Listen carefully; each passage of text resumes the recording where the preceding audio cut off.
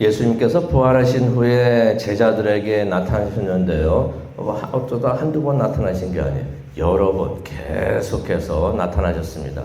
사도행전 1장 3절을 보게 되면은 40일 동안 계속해서 다른 사람들 만나신 게 아니라 하나님의 사람들, 예수님의 제자들, 12지대만 말하는 게 아니라 500여 명을 예수님께서 만나셨다라고 말씀을 하십니다. 다음 세대를 이어갈 사람들, 교회를 짊어지고 갈 사람들, 교회 기둥이 될 사람들, 교회는 건물이 아니죠. 사람들인데, 사람들이 어떤 사람들이 모여야 하겠습니까? 예수님이 부활하신 것을 확신하는 사람들이 모여야 그게 제대로 된 교회가 되는데, 그런 사람들을 하나님께서 모으셨던 것입니다. 예수님께서 직접 나타나셔가지고 내가 죽지 않고 살아있다는 걸 확신을 보여주셨던 것입니다.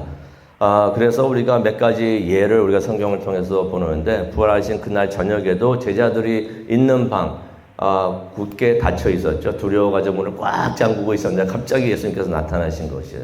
그래가지고 상처가 난 손과 옆구리를 보여주셨다라는 말씀이 요한복음 20장 20절에도 나옵니다. 그런 생각이 들어요. 우리가 천국 가면은 예수님 만나게 되잖아요. 예수님 만나게 되면은 예수님의 상처난 손과 그 옆구리가 그대로 있을 것이고 그것을 우리가 보게 되는구나 하는 생각이 듭니다. 우리가 천국에 가게 되면은 영광된 몸을 가지게 됩니다. 부활된 몸을 가지고 있어가지고 우리가 이 세상에 살면서 가지고 있었던 상처나 병이 났던 것들 다 완벽하게 회복이 돼요. 근데 딱 한 사람만 회복이 안 된 채로 그대로 계시는데 그게 바로 예수 그리스도이십니다. 도마도 나중에 예수님을 만난 다음에 그 상처난 것을 보고서 그전에는 안 믿겠다고 못 믿겠다고 막 그러다가 그런 상처난 예수님의 손과 옆구리를 보고서 나의 하나님, 나의 주님이라고 고백을 했는데, 우리도 천국에 가가지고 예수님의 상처난 손과 옆구리를 보면서 나의 하나님, 나의 주님 하면서 감사합니다. 예수님 때문에 내가 여기 왔습니다 라고 감사하고 찬양하는 우리 모두가 되기를 간절히 축원합니다. 예수님께서 이렇게 나타나셔가지고 내가 살아있다, 죽지 않았다 라고 예수님께서 알려주셨던 것이에요. 그런데 그 많은 장소에서 예수님께서 나타나셨을 때 베드로라는 사람이 그 장소들에 다 있었습니다. 부활하신 예수님을 봤던 것이에요. 그런데 그런 생각을 해봅니다. 이게 성경에 나와 있지 않으니까 우리가 추정할 수밖에 없는데, 베드로가 예수님을 만난 다음에 무슨 대화를 나눴을까? 솔직히 베드로가 예수님을 만나가지고 대화 나누기가 껄끄러웠을 것이에요. 아시잖아요. 얼마 전에 예수님 모른다고 거부하다가 욕까지 하고, 이전에는 죽음을 무릅쓰고 예수님을 보호하겠다고 그렇게 큰 소리 치더니 예수님을 차갑게 그렇게 부인을 했는데, 근데 그거 자신이 그러고 있는 거를 예수님께서 끌려가시면서 보셨어요. 예수님께서 보고 있다는 것을 베드로도 봤습니다. 그 이후로 얼마나 마음이 괴로웠을까. 그 베드로가 마음이 괴로웠다는 것을 우리가 알 수가 있는 게, 나중에 죽을 때도 십자가에 못 박혀서 죽었는데 예수님같이 똑바로 있을 수가 없다가지고 왜 그랬습니까? 그 전에 자신이 잘못한 게 있으니까 그게 계속 마음에 걸렸던 것이에요. 마음이 무거워가지고 나는 거꾸로 죽겠습니다 해서 죽었다는 그런 말이 있습니다. 마음이 얼마나 무거웠으면. 그런데 부활하신 예수님이 여러 번 나타나셨는데, 어쩌면 나타나가지고 예수님께서 베드로를 가만히 쳐다보셨을 수도 있을 것 같아요. 또 할 말 있지 않냐? 그런데 베드로가 아무 말 안 한 것 같아요. 그렇잖아요. 자기가 잘못한 게 있는데 예수님 찾아가가지고 그 용기를 냈으면 되는데, 여기 베드로가 용기가 좀 없었던 것 같아요. 우리가 21장을 보게 되면은 베드로가 아무 말도 안 했었다는 것을 우리가 알 수가 있는데, 부활하신 예수님을 보고서도 찾아가서 예수님 내가 잘못했습니다, 용서해 주세요 했으면 되는데, 이게 사람인 것 같아요.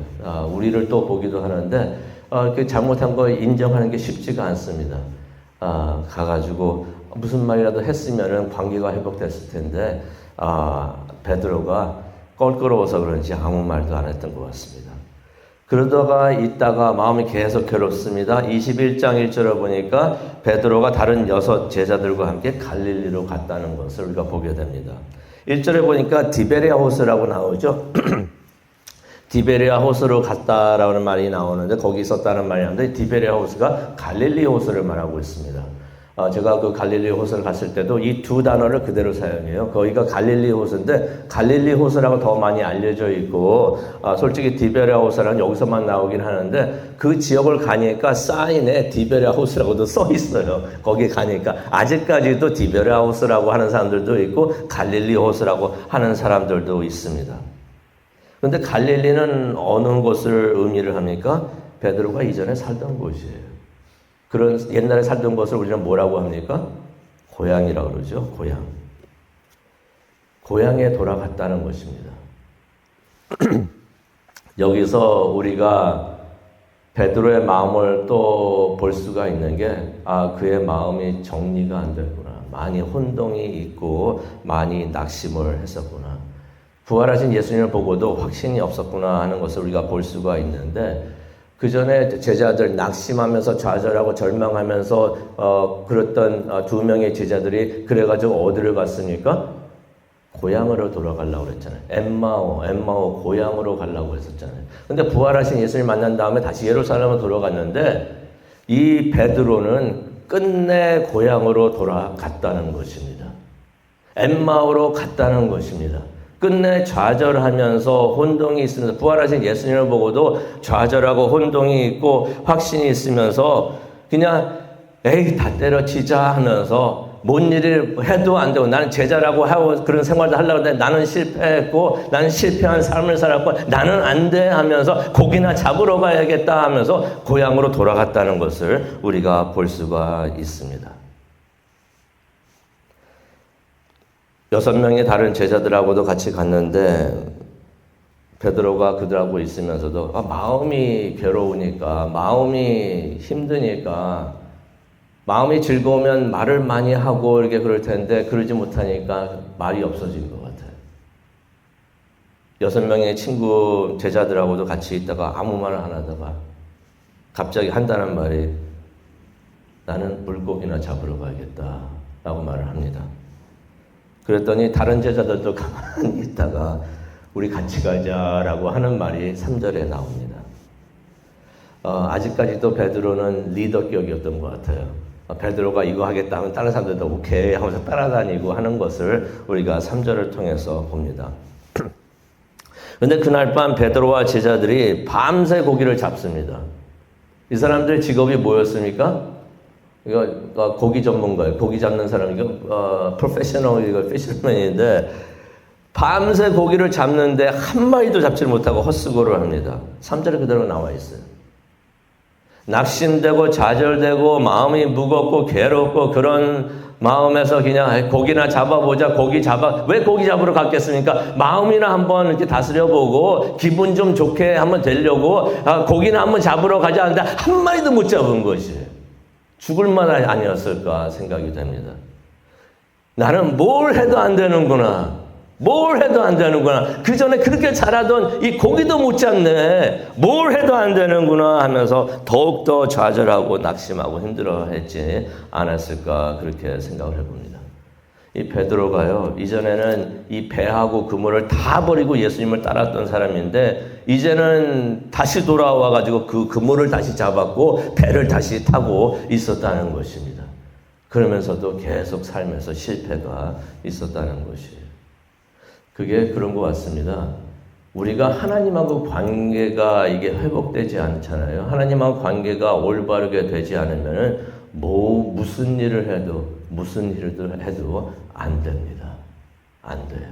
아무리 잘하던 일이라고 하더라도 하나님과 관계가 똑바로 되어 있지 않으면은 모든 것을 해도 안 되는구나 하는 것을 우리가 말씀을 통해서 깨닫습니다. 베드로가 물고기를 한 마리도 못 잡으면서 밤새 이번에는 잡히겠지 하면서 그물을 얼마나 그 바다에 뿌렸었을까. 근데 아무리 노력을 해도 이게 노력한다고 되는 것이 아닌 것이 얼마나 괴로웠을까 생각이 듭니다. 그런데 날이 밝아올 무렵, 아마 지금 시간쯤 됐겠죠. 해가 뜨기 이제 바로 전이었던 것 같은데 예수님께서 그런 베드로하고 제자들을 찾아오십니다. 4절에 나와요. 이게 은혜가 아닌가 생각을 해봅니다. 베드로가 어땠습니까? 예수님을 떠났어요. 예수님이 죽은 게 아니라 예수님께서 부활하셨다는 걸 알고 예수님께서 살아계신 것을 몇 번이나 봤는데도, 그래서 예수님이 여기 계시는구나 하시는 것을, 예루살렘에 계시는 것을 알고 있으면서도 그 예수님을 떠나가지고 고향으로 갈릴리로 돌아왔던 그 베드로를 예수님께서 찾아오셨다는 것입니다.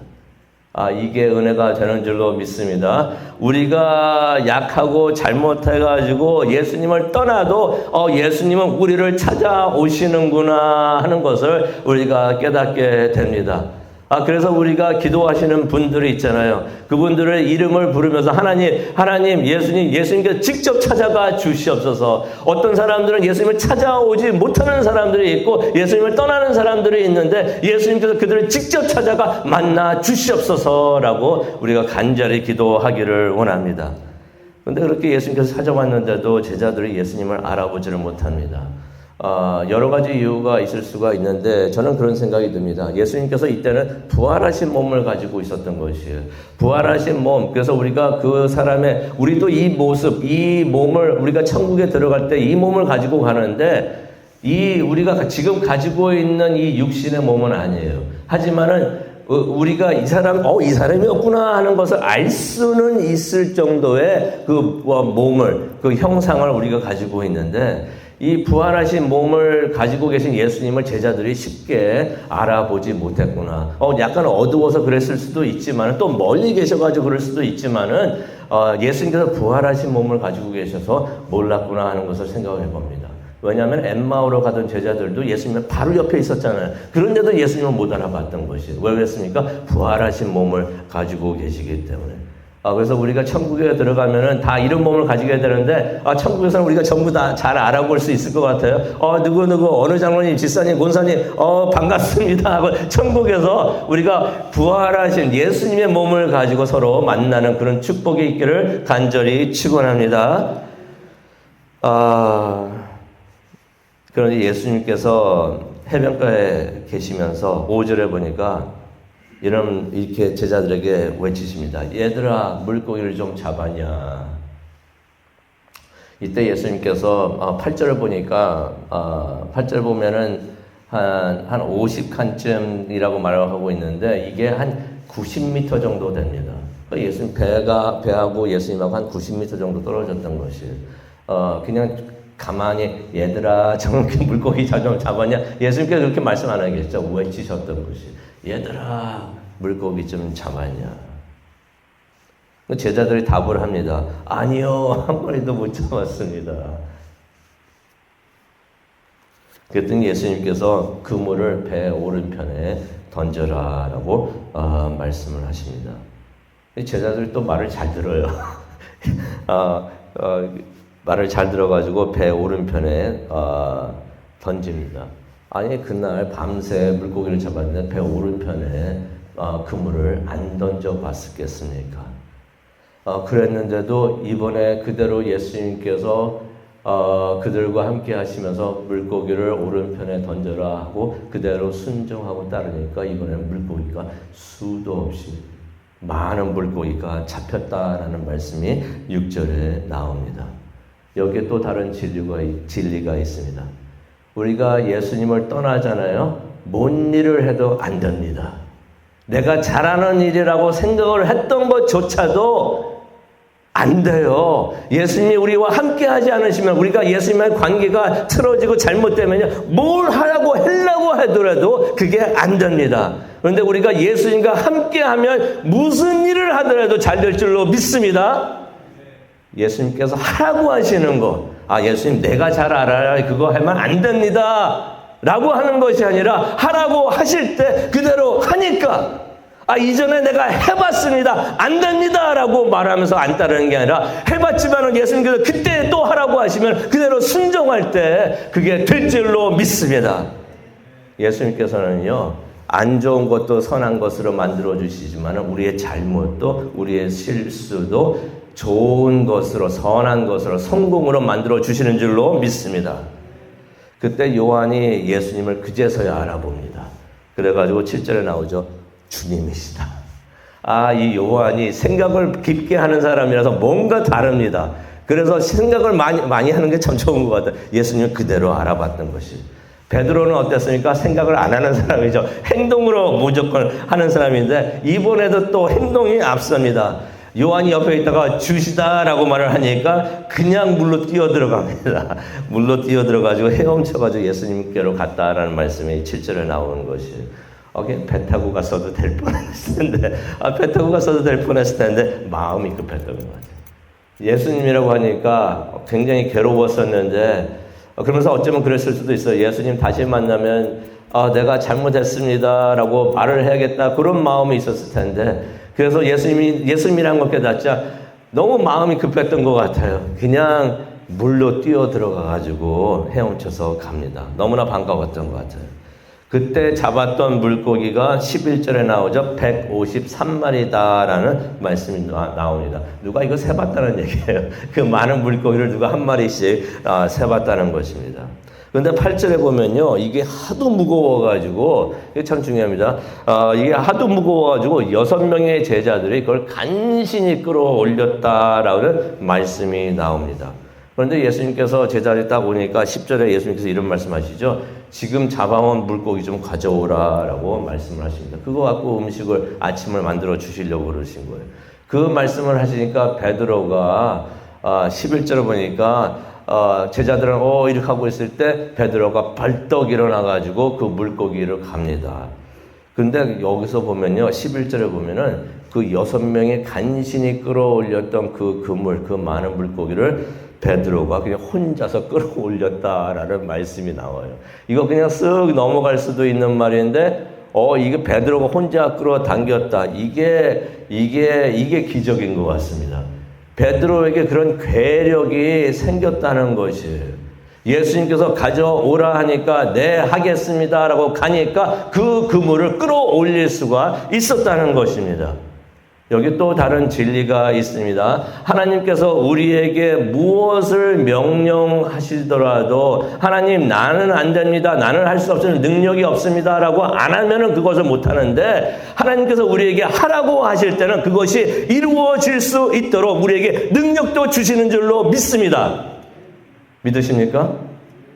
하라고 하실 때는 우리에게도 능력을 주시는 줄로 믿습니다. 그래서 우리가 순종하며 따르기를 원합니다. 그 일을 이루시는 분은 우리가 아니고 하나님이시기 때문에 그렇습니다. 우리에게 명령하실 때는 능력도 주시고 권위도 주시고 그 일을 이루시는 분은 하나님이십니다. 그제서야 제자들이 그분이 예수님인 줄을 깨달았다는 말씀이 12절에 나옵니다. 근데 예수님께서 제자들에게 빵과 생선을 주시면서 먹게 하십니다.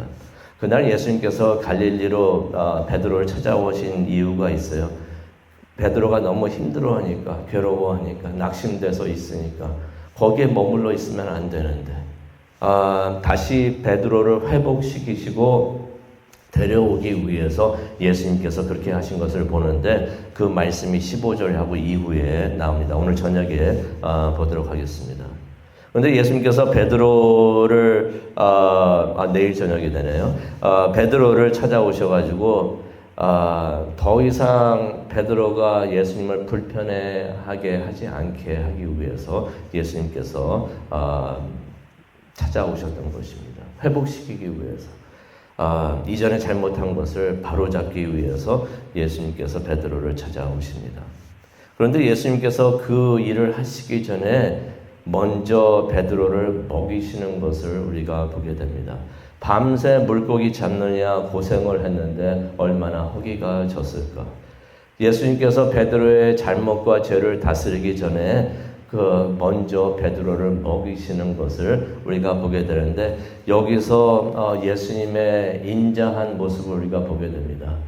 베드로를 찾아와가지고 잘못부터 따지면서 왜 그랬냐라고 네가 그럴 줄 알았다고 하면서 화를 내시면서 책망을 하시는 게 아니라 예수님께서 베드로를 찾아오셔가지고 따뜻하게 먹을 것부터 먹이시는 예수님, 그런 인자한 예수님을 보게 됩니다. 오늘 이 말씀을 생각을 하면서 기도하는 시간을 우리가 갖기를 원하는데요. 우리는 혹시 예수님과 불편한 관계에 있지 않는가 우리가 한번 생각을 해봅니다. 잘못한 것이 분명히 있는데 어떤 이유에서든지 그것을 하나님께 나와서 하나님 내가 잘못했었습니다. 하나님이 옳았습니다. 라고서 고백을 하지 않은 것이 혹시나 있습니까? 그러다 보면요 우리가 하나님하고 관계가 틀어져요. 불편해집니다. 베드로와 같이 서먹서먹해지고요. 그러한 껄끄러운 그런 관계가 되는데 우리가 하나님과의 관계를 우리가 회복하기를 원합니다. 너무나 은혜스러운 말씀은요. 예수님께서 하나님께서 우리가 괴로워하고 우리가 예수님을 찾지 못하고 있을 때 우리를 찾아오신다는 것입니다. 우리를 찾아오시는 예수님, 우리가 찾아오겠지 하면서 멀리서 그냥 기다리고만 계시는 게 아니라 우리가 못 찾아오니까 우리를 직접 찾아오시는 그 예수님을 우리가 보기를 원합니다. 우리가 예수님을 떠나 있으면요, 뭔 일을 해도 안 됩니다. 그전에는 그렇게 잘했던 것이라도 예수님하고 관계가 틀어지면 뭔 일을 해도 우리가 안 되는데 우리가 예수님과 함께 하기를 원하고 예수님과의 관계가 올바르게 되기를 원합니다. 그러면 무슨 일을 하더라도 기쁨이 있고 감사가 있고 잘하고 성공하게 될 줄로 믿습니다. 오늘 이 아침 이 시간이 예수님을 만나는 시간이 되기를 원합니다. 예수님을 만나서 예수님과 함께하는, 그래서 모든 것들을 올바르게 잡는 이 시간 되기를 원합니다. 우리 다 함께 기도하시겠습니다. 사랑과 은혜가 충만하신 하나님 아버지 감사합니다. 오늘 이 아침 우리를 다가오시며 웃으면서 우리에게 인자한 모습으로 다가오시는 예수님을 우리가 만나보기를 원합니다. 예수님과 함께하는 이 시간 되게 하여 주시고 예수님과 대화를 하는 이 시간 되게 하여 주시옵소서. 성령 충만하게 하여 주시고 인도하여 주시옵소서. 감사합니다. 예수님의 이름으로 기도합니다. 아멘.